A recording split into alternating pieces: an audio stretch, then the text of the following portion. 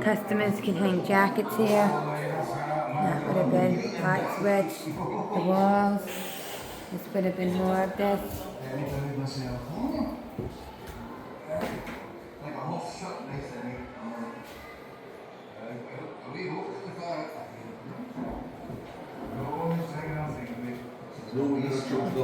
Story of the guy. It must be cold, right enough, working in the yard, outside all the time. That's monkey sweats. Oh, you're down after. Next week. Aye.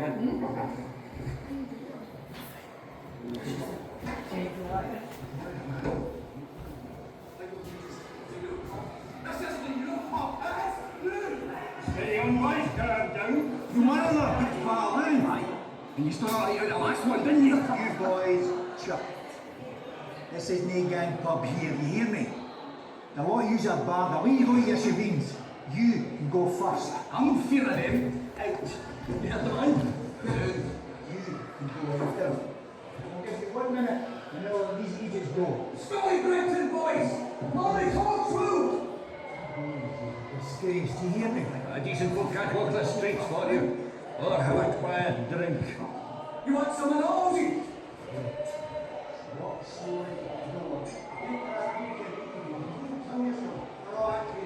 Get him! Roman Corkscrew! I'm sorry about that, Arthur. No, the Mitre was always a peaceful enough place. Aye, only because I throw half a dozen of lights of enemy every day. Half a dozen? That's dreadful.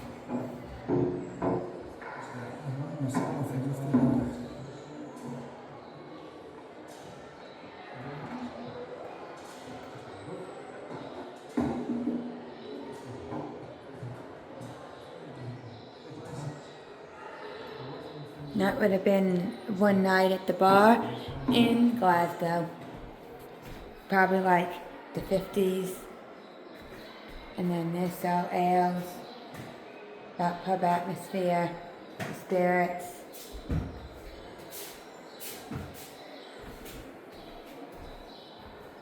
This is like what the drinks would have been from, and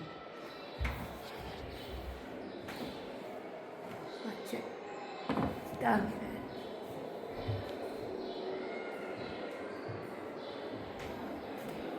We both hang the coats with a drink here.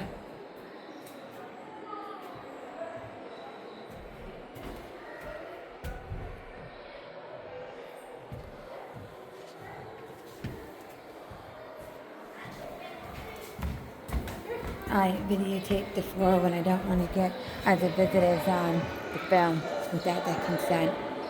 So to avoid that, at times I film the floor. But this, with the floor, people don't realize, but the floors in every the floors in every country are actually very different, and that it means a lot to how the country views, like how the city or the country you're in views like how they operate, you know? So like here is like paved, you know, stones, because when you have the stones, it's easier to put them up like the hills. And a lot of places in the UK, you have like hills. And then the old cobblestone streets from like the early 1900s, the 1800s. And then this would be an old wagon. There's so much you could do with this.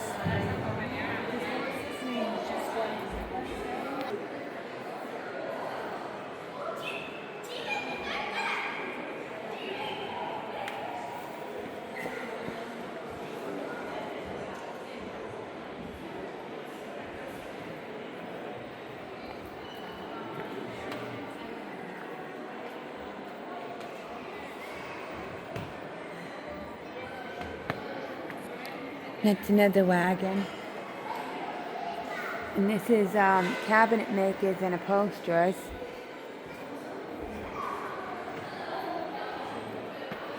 And this would be the doors to the place.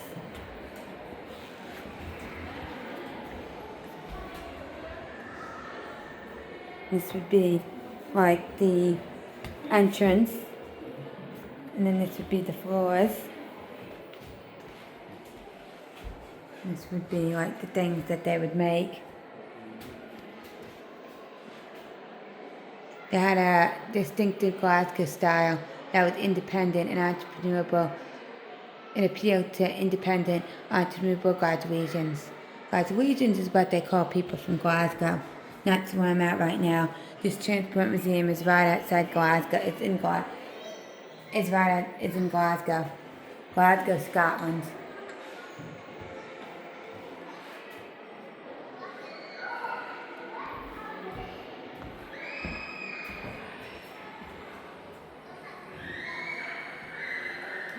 Chairs and cabinets.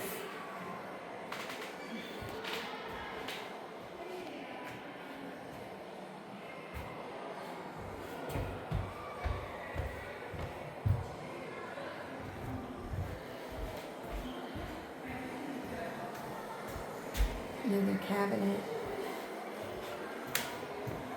Tools they would use.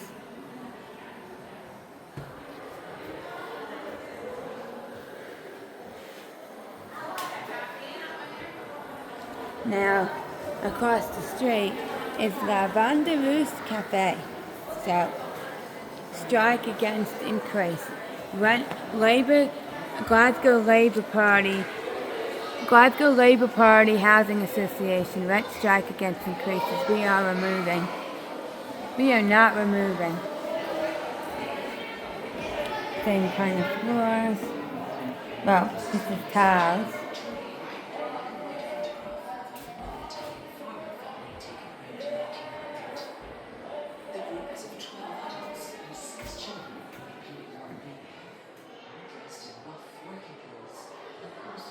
Where you would sit.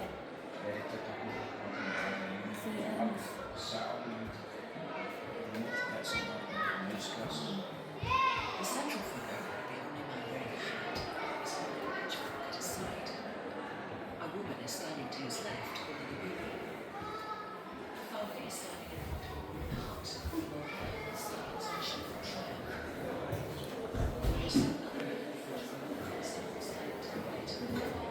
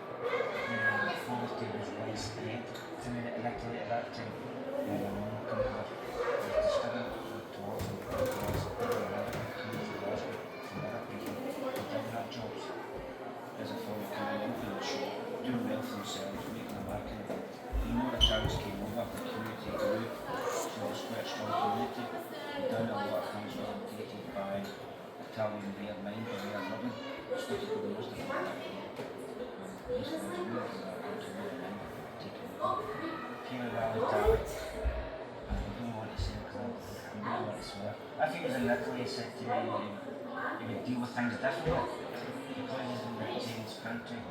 He didn't know how to react to it. There was always a local beat officer who would come into the shop.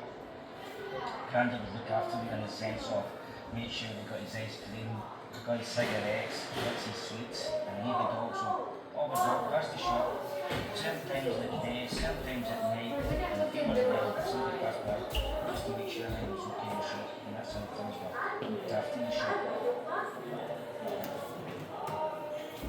This was an old Italian cafe. You can see these pictures up close.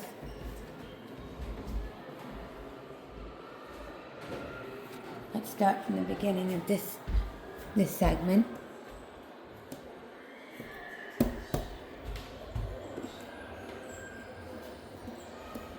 It says it's a touchscreen, but it's not working for some reason. But that's what the cafe would have looked like years ago.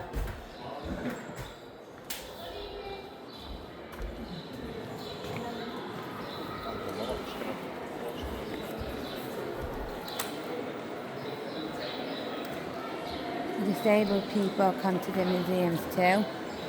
I think in this country, if you go somewhere with a disabled person, you could bring a carer with you. If you book a concert in Scotland, you get to bring a carer with you for free, and they give you wheelchairs they can give you wheelchairs in places you go and give you special accommodations. So the UK, I know the same in England, they're very welcoming to people with disabilities in the UK, in England, in Scotland.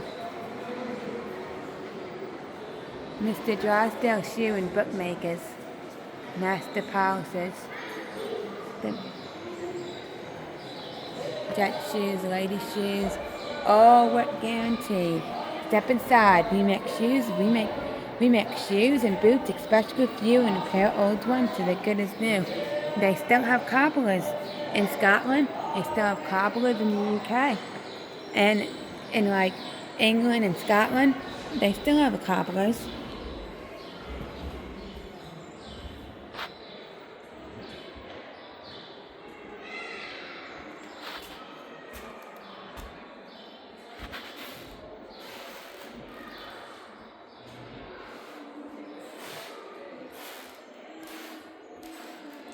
People say, well, would you still need cobblers? But actually, they save you money because you could buy a good quality pair of shoe and just keep replacing the bottom.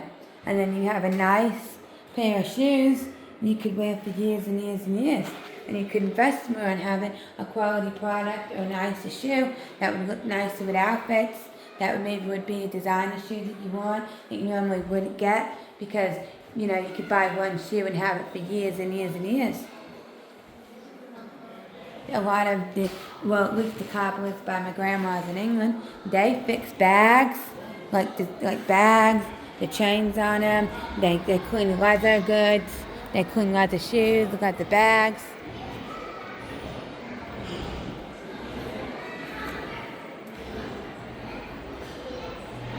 This one is called the pawnbroker.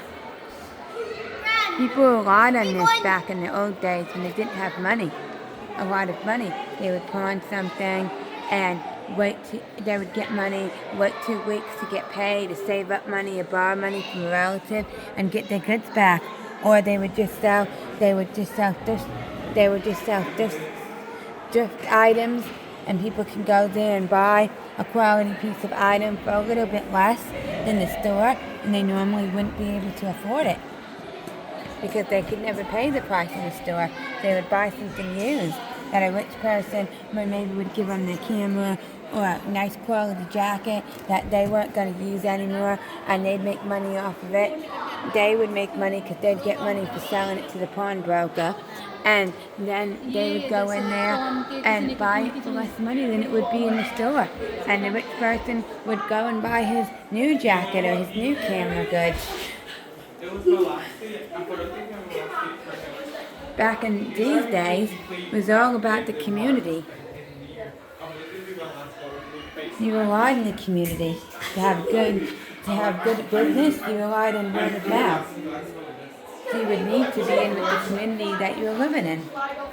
You would need to be known as an upstanding businessman, a businesswoman.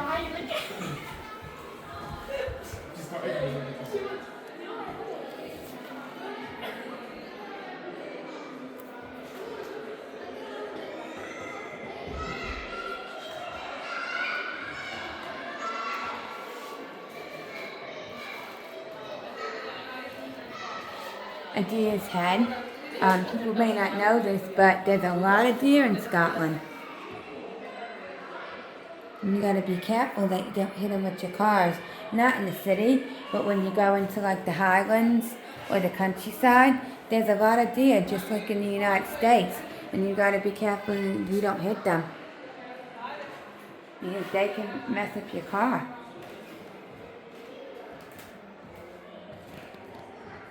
And people eat venison here, just like in the U.S. Venison, you can get venison burgers, you can get lots of food.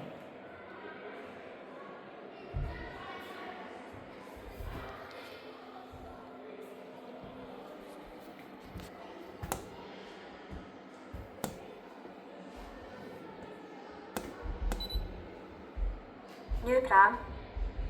Well, new to us.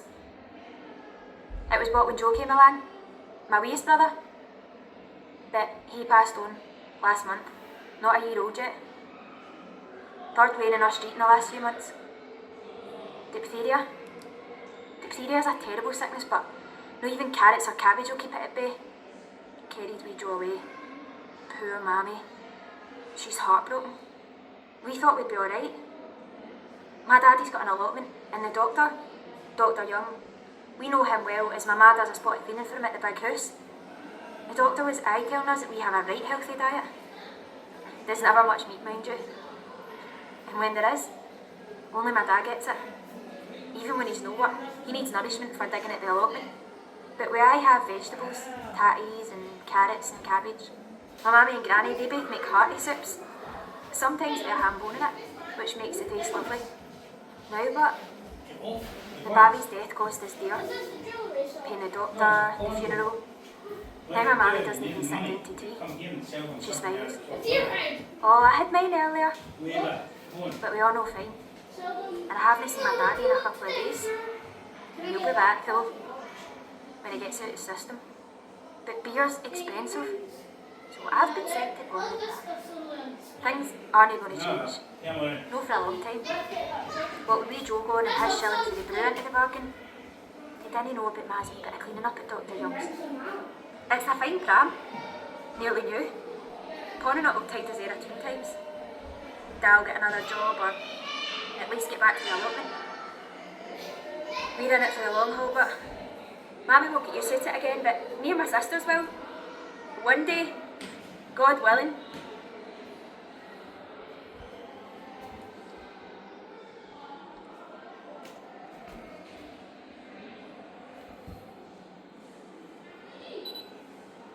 It was Mr. Morrison 2 flights up that first asked me. Jack, he says, do you do the writing at school? That wasn't that long after my ma passed on. Mr. Morrison's daughter had gone off to Canada to live. I sat down beside him one night and wrote down what he said. How's it going over there, Lizzie? Miss you round about here? That kind of thing. Weeks later, I read out the reply. Amazing! A letter all the way from Canada. And I scribed another letter back. Then Mrs. Henderson asked me to write a letter to a lawyer, and Mr. Smith got me to scribe for him to the factor. It all happened at just about the right time. Dad's a grafter, but he's a bricklayer, so there's not always work. And there's me and my 2 sisters and brother to feed. If you're interested, I charge a penny a page for a family letter and a 2p a page for anything more formal. My ma always used to say she didn't know what she'd do without Kinloch. You know, the pawnbroker. Now, I'm not saying he's anyone's fairy godmother or nothing, but he comes in mighty handy at times. When Dad's in a long job, he can fetch in near on £2 a week. When I'm busy, I can make...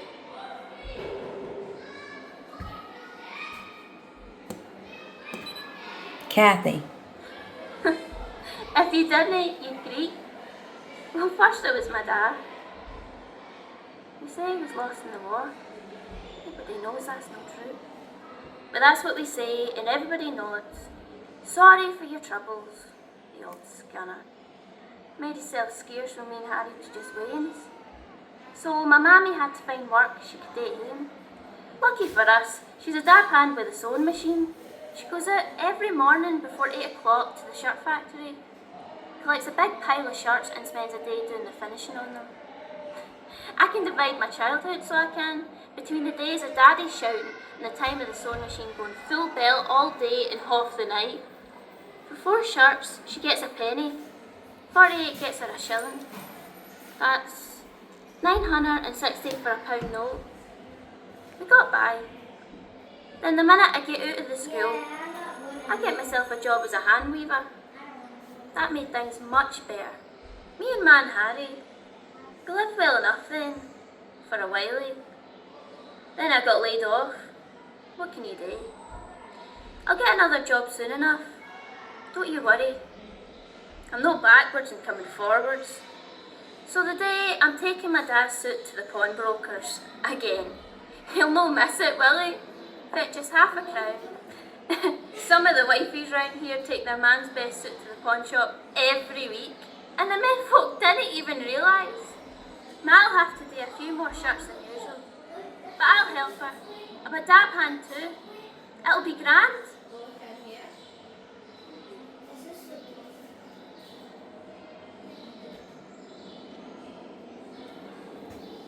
Kitty.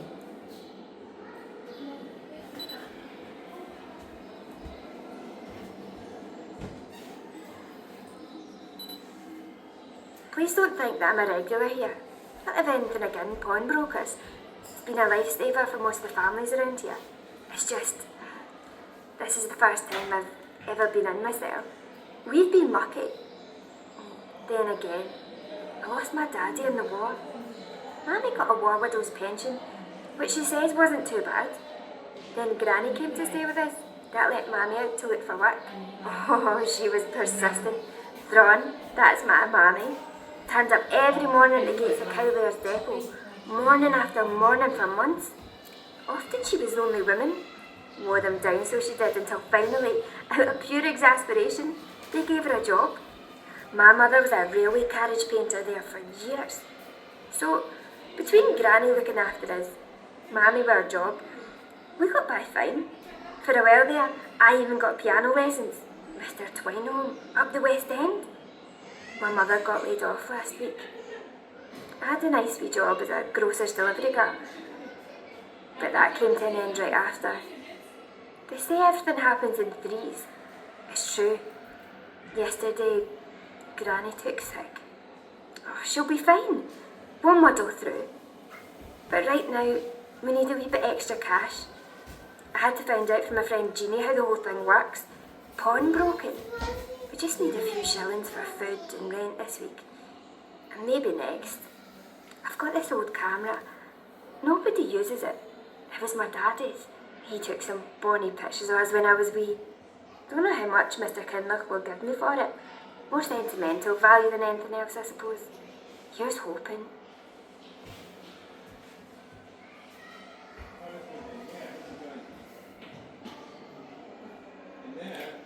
See, it was vital for people to be able to do this, to keep going on, to live. Here's some items people would give to pawnbrokers.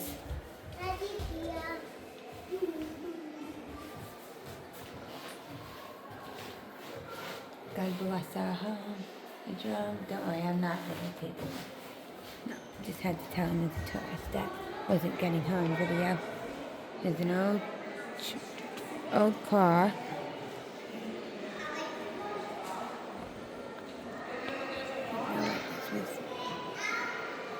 It's the license plate still the same way in England. If you people don't know, Scotland is part of Great Britain, so it's owned by England. And Great Britain consists of England, Northern Ireland, Wales, and Scotland. And the UK is all those four countries, but also all the islands that they own. Like in Scotland, there's a bunch of islands: Isle of Arran, Isle of Wight, and Isle of Man. I think Isle of Man might belong to England. But I had very good ice cream yesterday from the Isle of Arran. People live above these stores, so they put ads up there, and the landlord would get money for the ads, and people would live above the stores.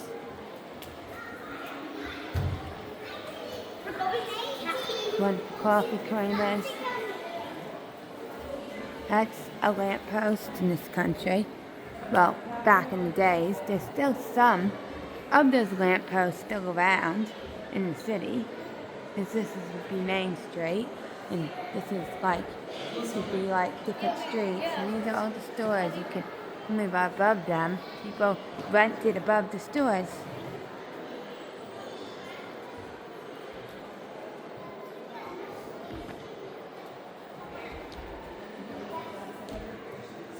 And this store is photography studio, picture framer.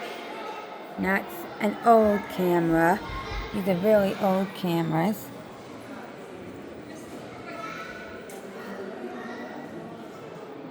That would be a really old, I think, light.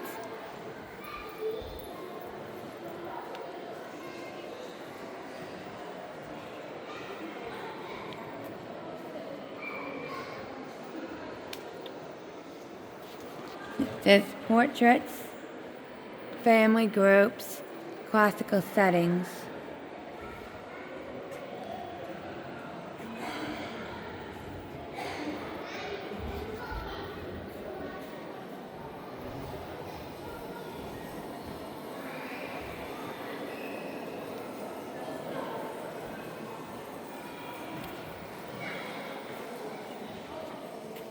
This would be the entrance.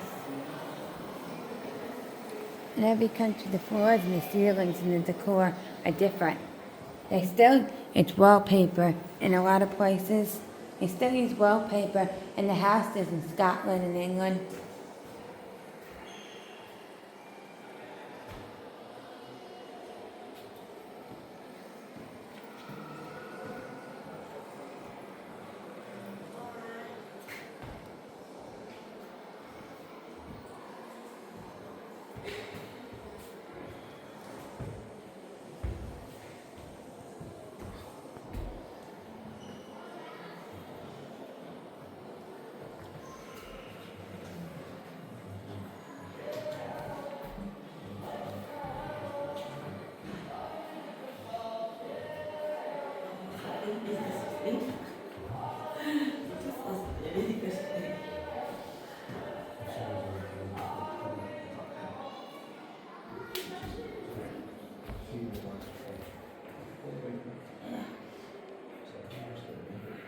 This would be like a backdrop where you take a photo in front of.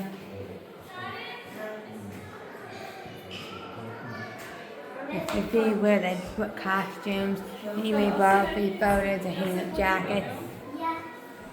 These are some people that got photos in photo studios in the old days.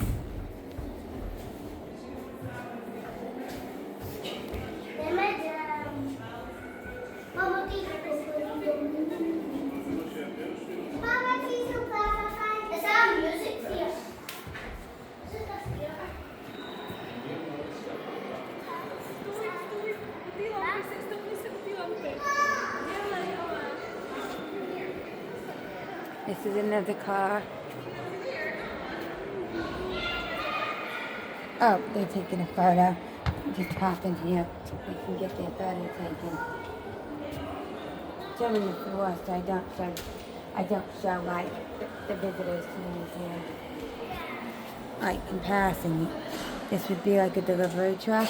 It says the Family Butcher, Coatbridge, WP and J. Allison Wholesale Retail.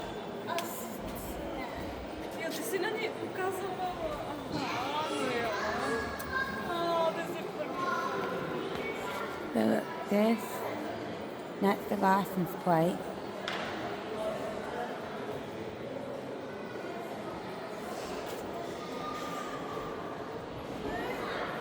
You step on that to help you get up here. Big, big wheels.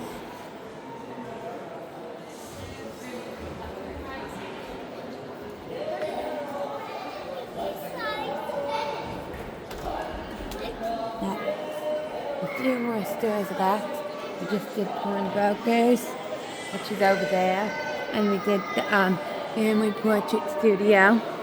And then there's Saddlers. Since 1853, harness repair, saddlers. They did stuff for the horses that you used to get around in the olden days. That would have been a log book. Keep track of purchases and when's the last time people bought things in your store, because they might forget and need to know to get a new one for their horses. Saddlers, harness repairs, saddlers. You could see in the old days, you were able to see right through the store windows. They all had these big, huge windows. You could see right through the stores, so that you can go to, so that if you were passing a store or you were visiting, if you were passing a store as you were visiting or just walking around the town and you were looking for something, you could pass a store and see what you needed right through and see if you wanted to go in there. They stopped that in later years due to crime because people would break in through open windows. And that started the invention of like, we take our stuff out of the window at night, you know, because like when the stores used to be closed and like Sundays in a lot of countries, people would just window shop in the windows to see what they would like to buy when the stores were actually open. And now they have gates that come down on stores to prevent the crime, so you can't do that anymore. Anchor line, cabin, passengers booked and forward is with the door. Steamships, booking office.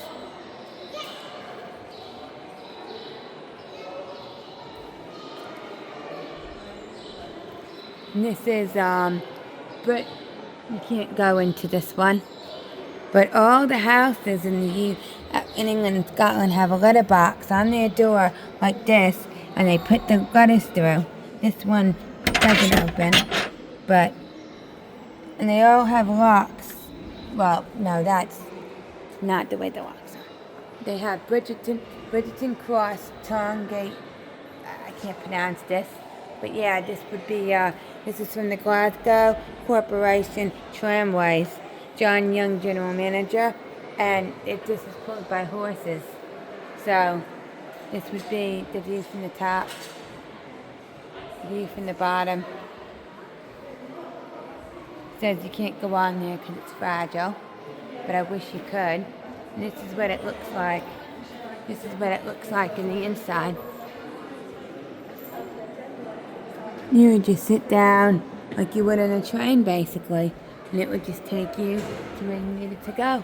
And this is like the sign outside of Saddlers. They may have a sign for that, like you couldn't read.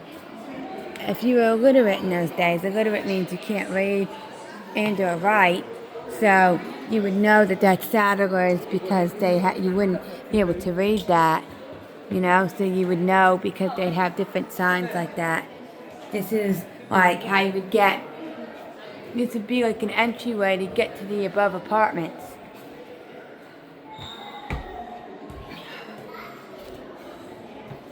It wouldn't have a bar here. This is because everything has to be safe.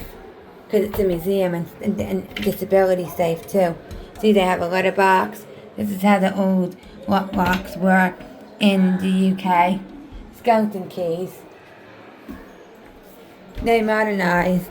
They tend to modernize a lot slower in the UK, which has a lot of great benefits to society in certain ways. This talks about the rent strikes in World War I.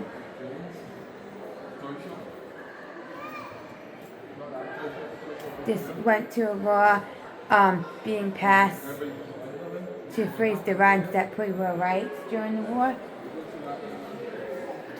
And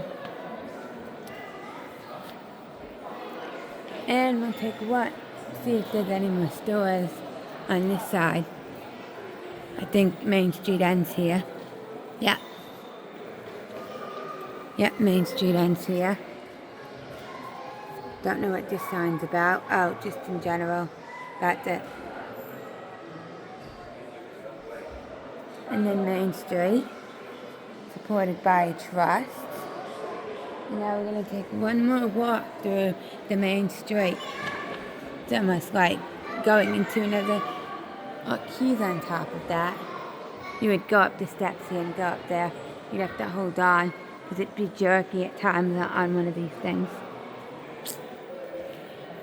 Especially if it stopped abruptly. You might get jerked. See, he has that as his icon. He has that footprint as his icon.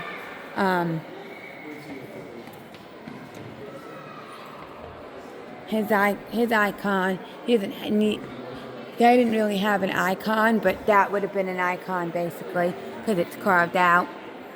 and you'd see cabinets in there, self-explanatory. This one, photographers didn't really need an icon. You'd see they have a camera in the window. That gives you like the universal icon, that it's like a camera shot. And their universal icon was you'd see cabinets and chairs and things inside there. You know, and they have some kind of carved out carvings on their storefront. Some places like America where it wasn't, where the storefronts were like brick, you'd have like a carving symbol of some sort, or you just see cabinets and furniture in the window. You'd see like a light up sign like this, square. It's like the universal sign, and a lot of cities use this as like for the subway. Even in America, they have like the lit up sign that's like rectangle that's a subway, and they have it written here so people can't read it, but they know it's like the letters lit up. Anything like that, it's a subway. And then sewers, you would just see, they would just see dresses in the windows, basically. Like, all these dresses in the windows, and they'd have like prices on them. So you would know that's like the dressmakers, the places to buy clothes. And if like they made them there, you would see like a sewer in the window. There was no skateboard parks. Kelvin Grove Park was just a roller rink. They filled in the original Skateboarding, skate park. when it became big in the UK, it still is. I mean, a lot of parks have skate parks attached to them in the UK, and a lot of teens and young adults go when they play. Now, skateboarding's an Olympic sport, so. Right on the street, and if you fall off and hurt yourself, that's just a big part of it too, you know. It's like, well, you just get up again and go again, and it was just such a big part of my life.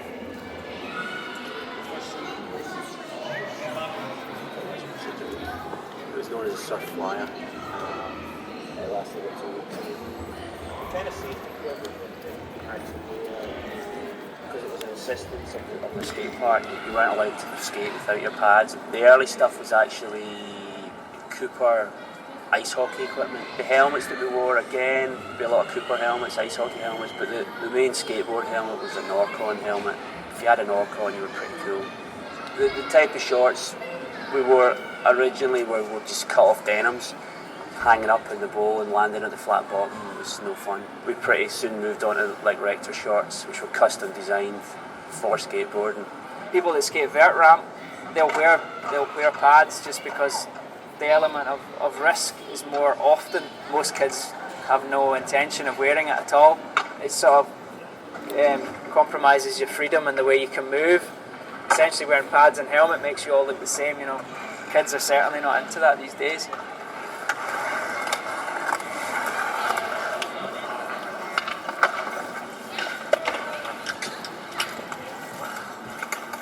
The Kelvin Wheelies team was formed in about 1978, and it was just that. It was a park team. We got free entry. I think we got a t-shirt as well. There was a badge system that the park operated. Green badge, blue badge, red badge and black badge. And you basically had to do various things on your skateboard in order to go through your badge system. Someone asked me if I wanted to join the team, and I thought about it for a bit and got into it. But it was really a bunch of friends, you know. Everybody wanted to be in the team. The first competition that I can really remember was the 1978 Scottish Skateboard Championships. It's a multi-discipline competition involving teams from all over Scotland. I won the bull riding championship, so scored a photograph in Glasgow Herald and thought I was on my way. So I'll just be coming up here and then probably landing here. Started to travel around the UK and attending competitions and things like that. It would mean you would start to feature in the magazines. As I became more prominent in the magazines, I started to pick up sponsorship through the local skate shop, and they used to help me out. And then I got sponsorship from a distributor in down south. They eventually brought a pro board for me, because they thought that I could sell a board because I was quite prominent in the UK industry. It was the Blueprint Macintosh deck that we actually called it, but it was taken from or influenced by, you could say, pretty strongly influenced by the Margaret MacDonald Kiss painting. Dan from Blueprint, who's the designer of all the products and all the graphics, he asked for something that I wanted to represent, and I wanted to represent Glasgow, on my skateboard somehow, but in a sort of subtle and relative way. My shop opened in 1988. It just seemed like a really good idea at the time. There was competitions every weekend. I was competing. My partner at the time, Davey Phillips, he was competing. We were producing a clothing line called Poison. We set the shop up with the idea of selling the clothes from the shop. On a personal level, skateboarding was getting harder. My knees were trashed. I was feeling injured. I didn't want to stop skateboarding completely, and I didn't want to just walk away from the scene. So the idea of the shop kind of came in, and it worked. My role in skateboarding is I'm still a professional, but I've become involved in the industry as well. I'm working as like a team manager for Nike SB. But at my heart, I'm still like a pro, and I'm still a skateboarder, exactly the same as I was, and from when I started. With a skateboard, once you learn how to ride it properly, you can do a lot of things with it, and that's the beauty of it, and that's why I'm still doing it. Like after 23 years, is that it's limitless.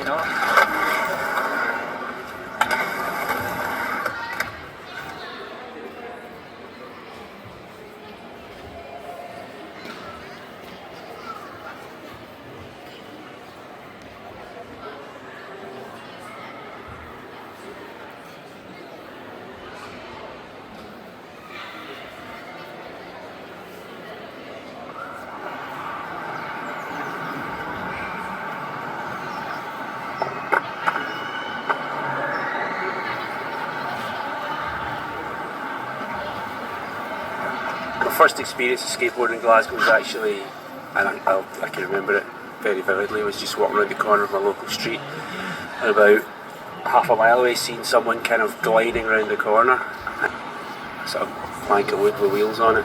It was the summer of 1976. There was a craze in the late 80s, and I just see people riding around skateboards there, and it just looked appealing to me.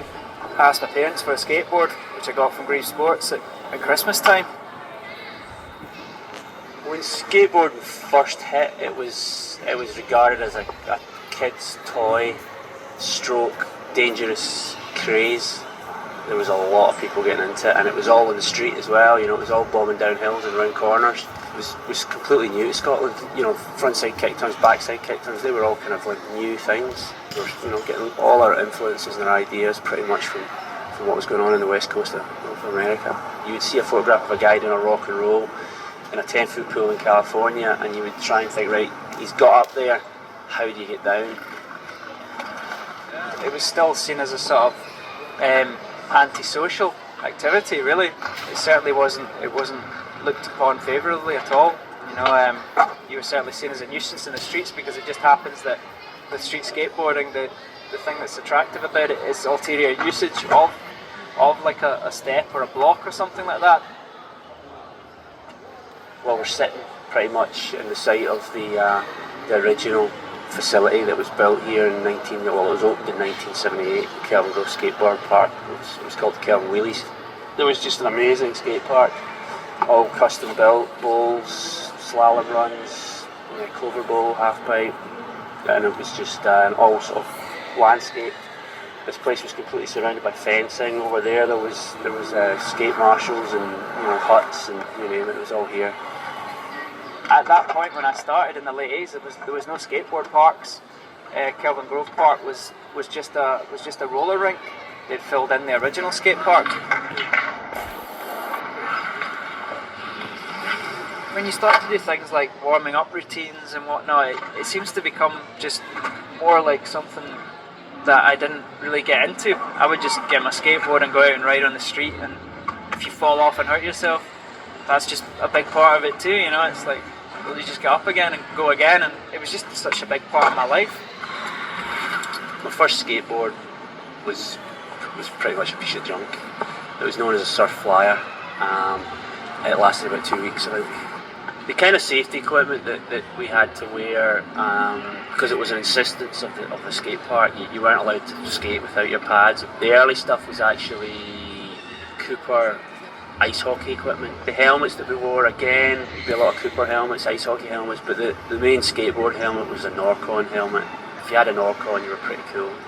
The type of shorts we wore originally were just cut off denims, hanging up in the bowl and landing at the flat bottom was no fun. We pretty soon moved on to like Rector shorts, which were custom designed for skateboarding. People that skate vert ramp, they'll wear pads just because the element of risk is more often. Most kids have no intention of wearing it at all. It sort of compromises your freedom and the way you can move. Essentially wearing pads and helmet makes you all look the same, you know. Kids are certainly not into that these days.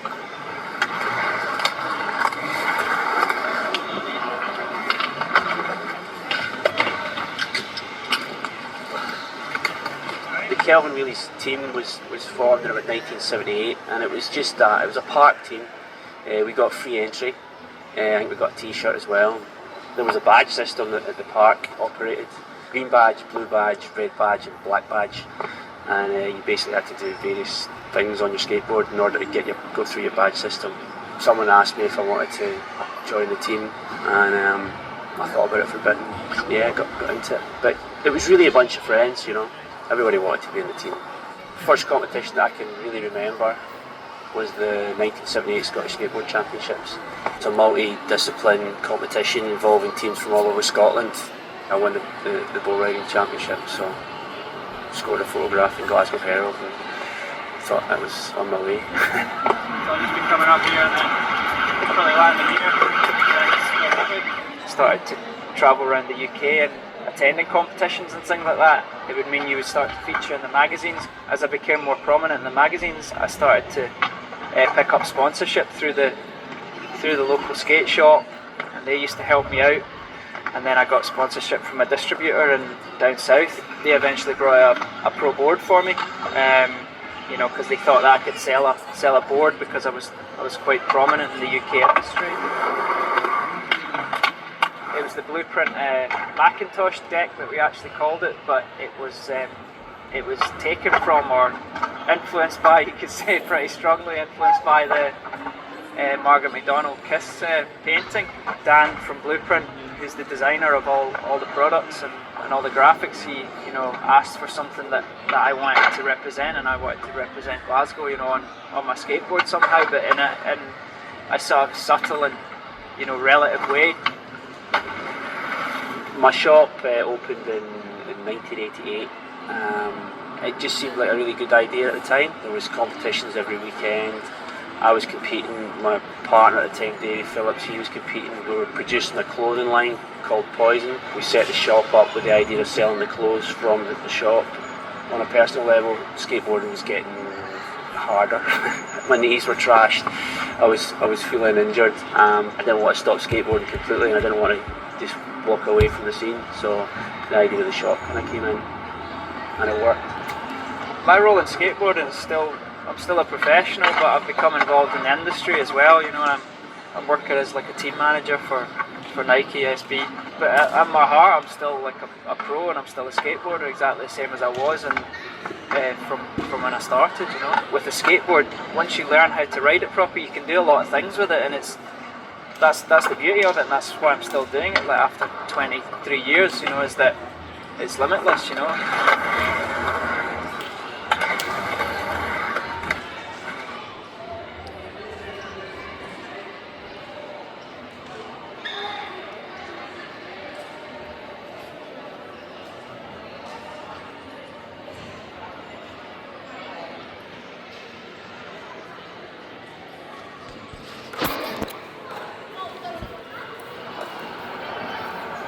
So these were like the Cooper Ice hockey pads he was talking about. Skateboarding magazines from like 70s and 80s. This one says it's from 1980. Oh, yeah, they're from the 70s and the 80s.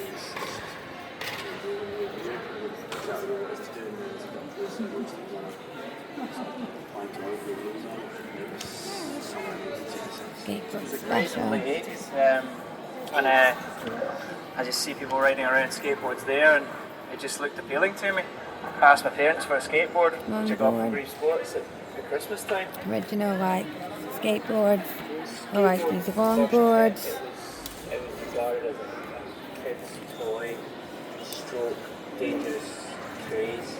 Now, going on to these old motorcycles. In the UK, they call them motorbikes. So, some old motorbikes.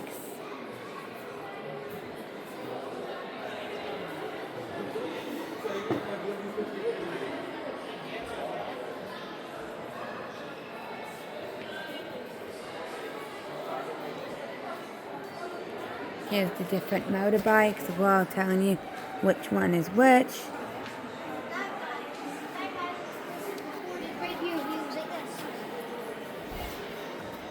So I had to move it so a child wouldn't be in my video.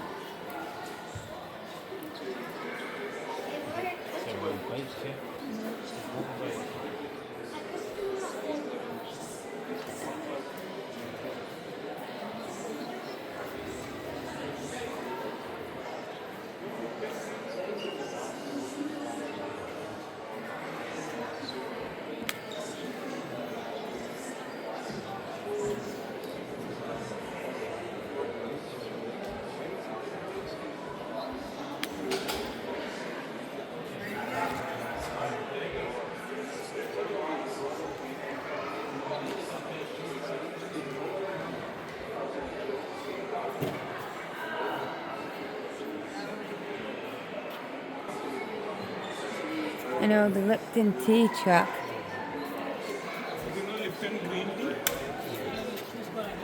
There's the address of and the phone extension. In the old days, you pick up a phone and you can ask for certain extensions, and there'd be ladies, usually ladies, on the other end, and they would be moving the lines, because there'd be multiple lines, to different extensions for you. Hold on, I just got an itch in my hands.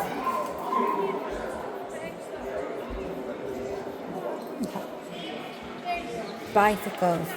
Bicycles are big in the UK, but cycling is a huge sport. Like when they had the London Olympics. Hold on just 1 second. When they had the London Olympics, many people went to see cycling. It was a sold out sport. It was a sold out sporting event.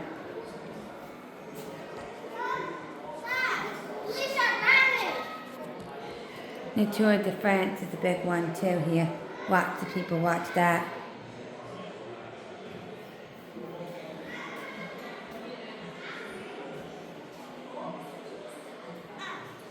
Here are some old antique bikes. They call these, when they refer to a bike in the UK, they're usually talking about a motorcycle. When they talk about these bikes, they'll call these push pedal bikes. 1, 2, 3, 4 seats. Shields. That wouldn't be enough for us. We do have an extra one on the back. Where's the tiny one? Come on then. Mum, the underground. Hi. Leash.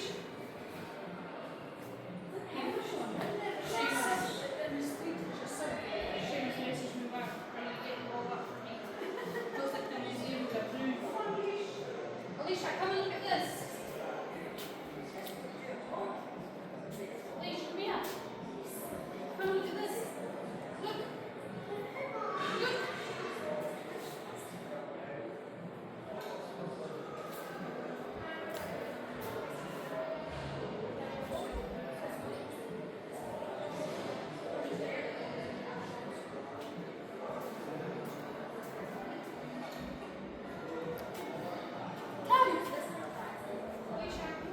How cycling in the 1930s was a chance to meet people.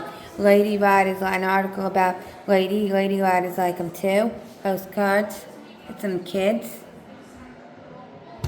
See, Tire Tales, The clubs Tyre. would meet usually on a Thursday night in Riverside cycle shop, but it'd be maybe the weekend before we'd go to the cycle run. We used to go to cycle runs every week. Aberfoyle, Duke's Pass, Callendar, Latham and Teeth, any place, you name it, in Scotland. Most arrangements and things were done purely word of mouth, but you would meet other guys that you knew and say, oh, we're going to Aberfoyle, we're going to Three Lochs. So if you saw a group cycle on, you knew who they were, the Johnston Wheelers and all this kind of thing. So they'd give you a wave, come on, join us. So you just go in with a bunch. I had entered for the NCC second class 25-mile race. Got up at 6:40 and had to start in Chinnan at 7:28. Arrived at the starting point with 2.5 minutes to spare. Stripped in the road and got to the starter with only 6 seconds to go.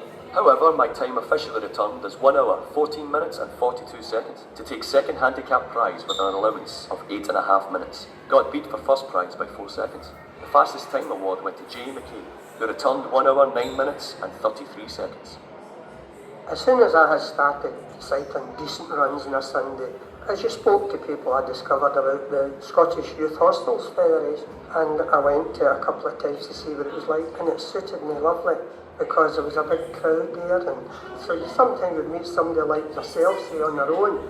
Well, you would split, you'd buy half a stone of potatoes between you, sort of thing, and always had somebody to sit and talk to. You always met somebody on the road that you knew. We met a couple now that they came from Knightswood. Sometimes we get in touch and tell them where we were going so that if they wanted to do the same.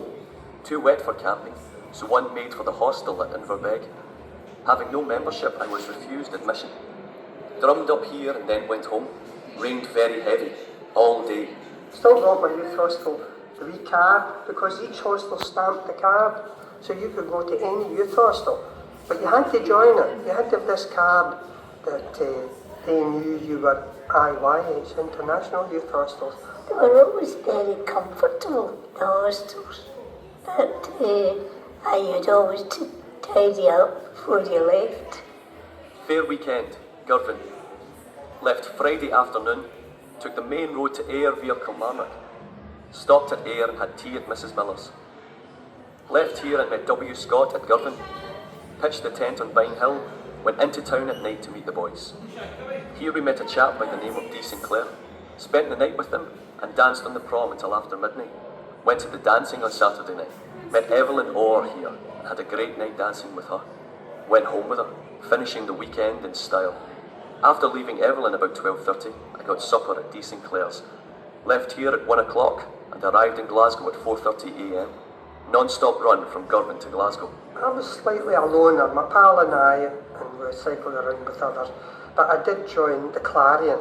The Clarion was a cooperative labour movement kind of club, and it's just a little room that they rented, and you went down there and just met and talked cycling and found out who was doing what, where and how, and all that kind of thing. The Clarions were founded in the 1890s and have branches across Britain. There's a dual message really, one of spreading radical politics and propaganda to the provinces, but also of having fun. They had holiday homes and choirs. So here there were branches like that at Kinning Park, which was a particularly strong branch. Its leader, Jack Taylor, a great cyclist himself, was asked to pick the best cyclists around to go to Barcelona for the People's Olympiad in 1936, which unfortunately wasn't to take place with the start of the Spanish Civil War.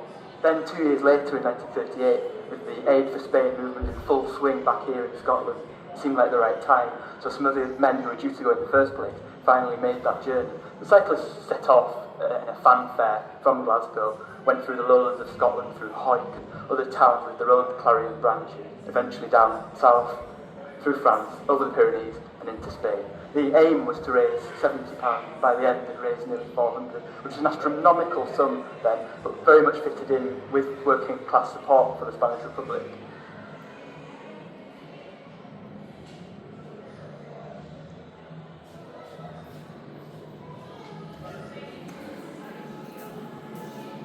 This is bikes here, bike hub, we're calling this. This some bikes up there.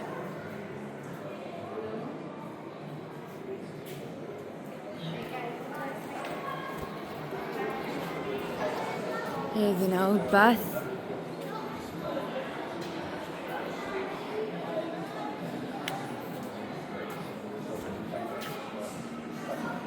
What it would look like from the outside. Woodlands Road, Bothwell Saints, Salt Market.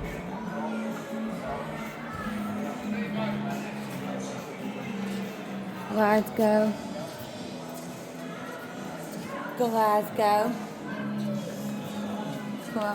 Corporation.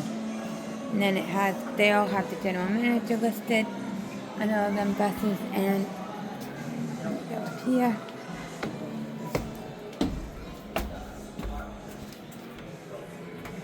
This is the uniform that they wore, complete with the bags. They might have worn if they were a woman. This is the woman's outfit.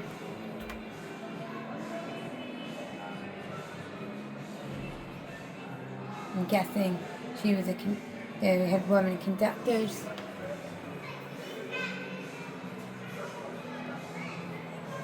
It seats 59 and passengers 21 below, 38 above. This is what you look like above, and you go up there. And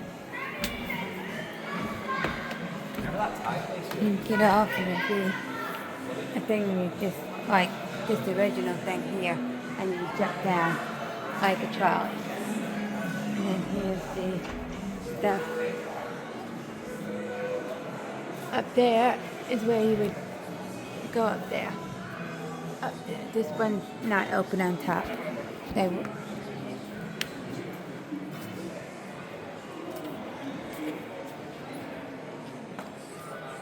Kick lead to varying jarring cloth.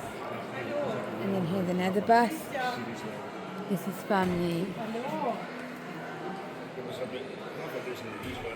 there's a car blocking a bit, but as you can see, there's a top on this bus. And this one is part of the corporation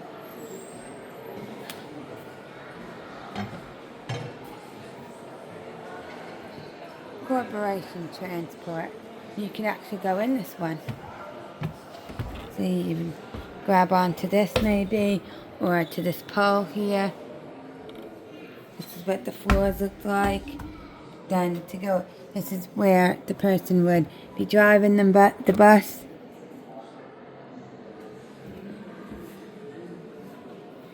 And then this is the upstairs. Block you from going up there, I guess for safety reasons, because a lot of children come to this museum. Families, I should say.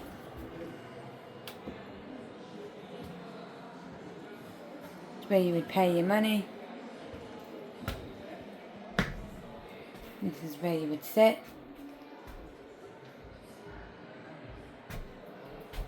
And that's where the rest of the passengers would sit. A few there. I think they redid these seats so we could sit on them. Maybe. And then here's the sign. Glasgow's Corporation Tram Luxury Travel.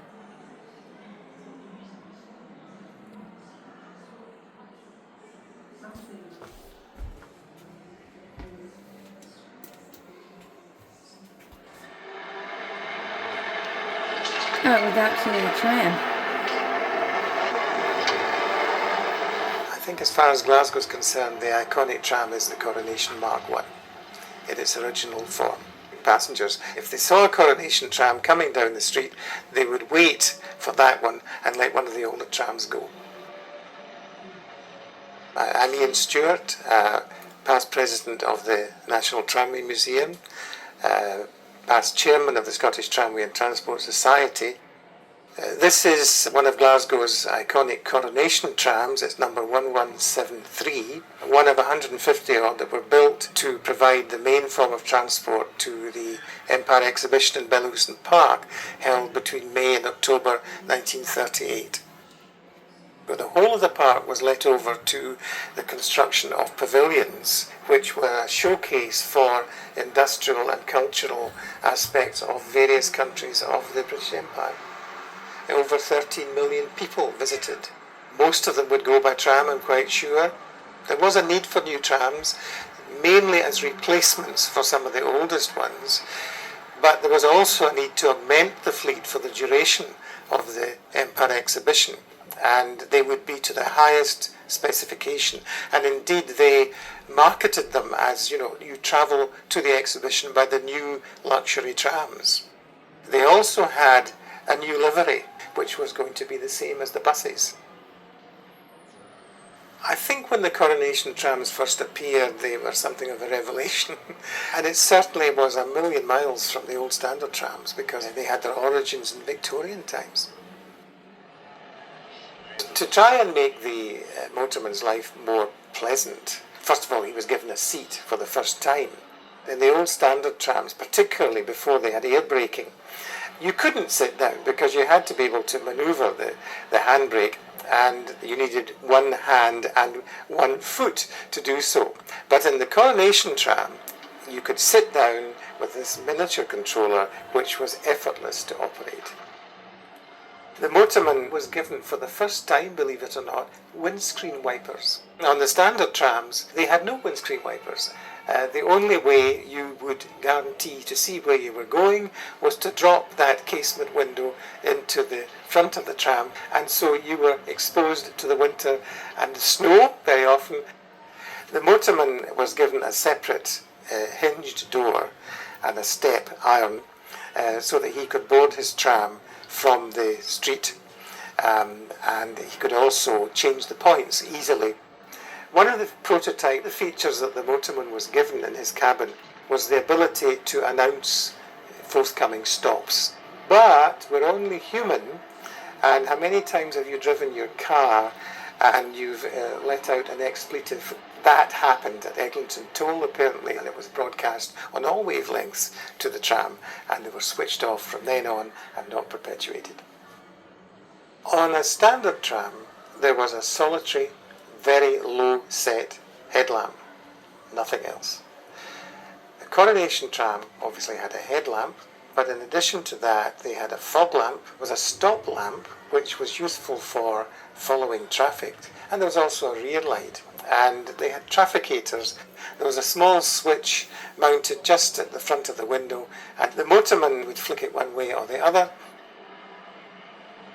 Each platform had folding doors. The one at the back was normally left open. There was an air scoop provided above each cabin. The air scoop provided the ventilation, and there were anemostats that allowed air to be discharged for the entire lower deck. The best time to travel in the bottom deck was at night, when the lighting was superb. They had a lighting level many times that of the standard cars. The best time to travel on the upper deck would be in a sunny day, when you went up the staircase, and here you're in this light, airy saloon with glass panels on the roof and panoramic windows, with a commanding view of the passing sea. It was like being in a greenhouse. It was wonderful. Art Deco was all the rage in the 1930s, probably at its zenith, and the coronation tram certainly mirrored that in many respects. You could see it in the likes of the exterior swoops of green livery and the etched glass lower deck shades with the diamond patterns, the green flashes on the decorative mirrors, the diamond patterns on the ceilings of the lower deck. The moquette was very much of the period as well. I don't think it's an exaggeration to say that the average Glaswegian would describe the trams as the old trams and the new trams. And even in 1960, when the coronations were over 20 years old, they were still regarded as the new trams. They could not possibly have had a last tram procession in Glasgow without a coronation tram. Never bettered, unlikely to ever to be repeated, and yet fondly remembered by anyone who rode on them. Good design doesn't date.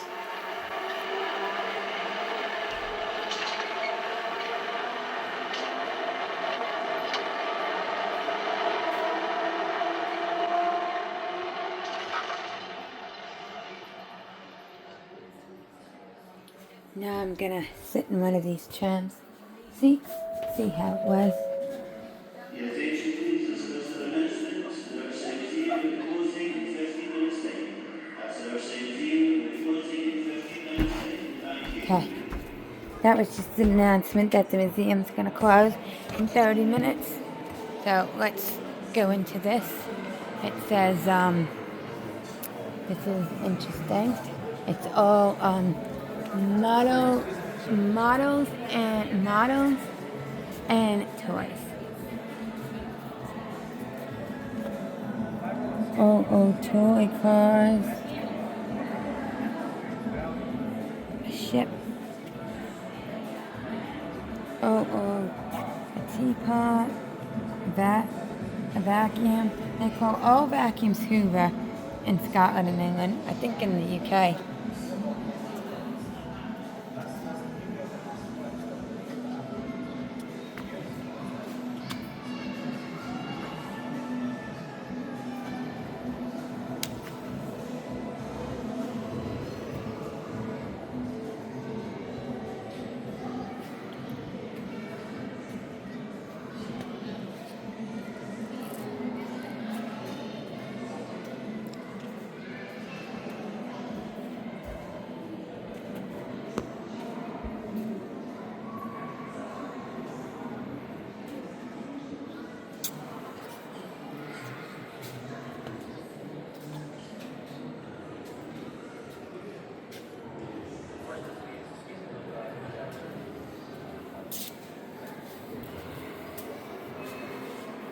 Just a